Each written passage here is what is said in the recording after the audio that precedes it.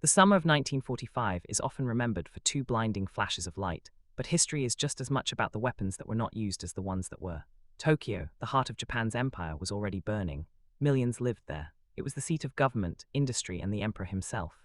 And yet, when the United States gained the most destructive weapon ever created, Tokyo was not chosen as a nuclear target.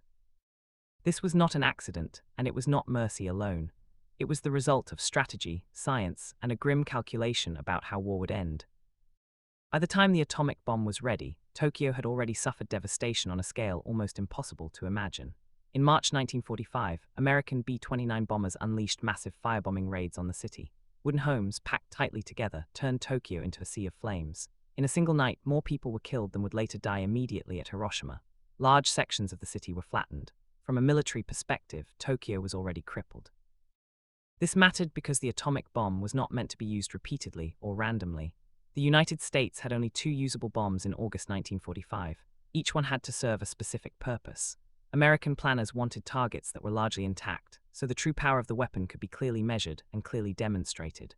Tokyo, already burned and bombed, no longer fit that requirement. There was also a political and psychological dimension.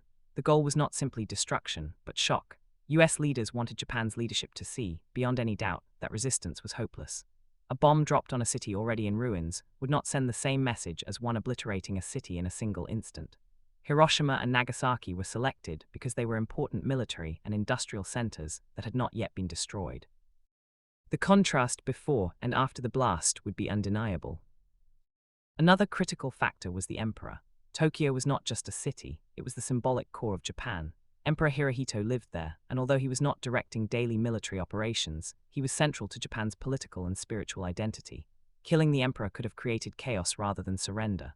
American leaders feared that Japan might fragment, that military hardliners could fight on, or that surrender negotiations would become impossible.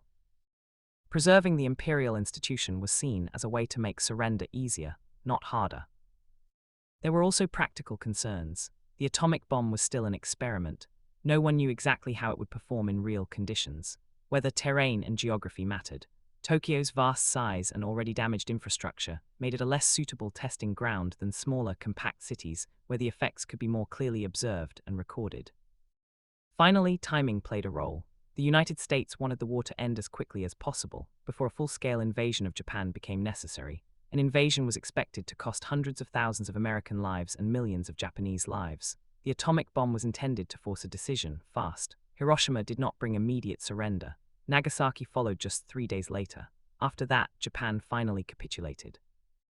In the end, Tokyo survived not because it was innocent, but because it had already been punished, because it was politically sensitive, and because the atomic bomb was meant to be a message as much as a weapon.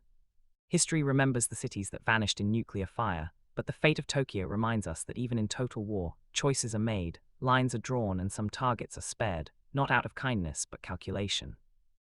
If you enjoyed this video, then like the video, drop a comment, and subscribe to the channel.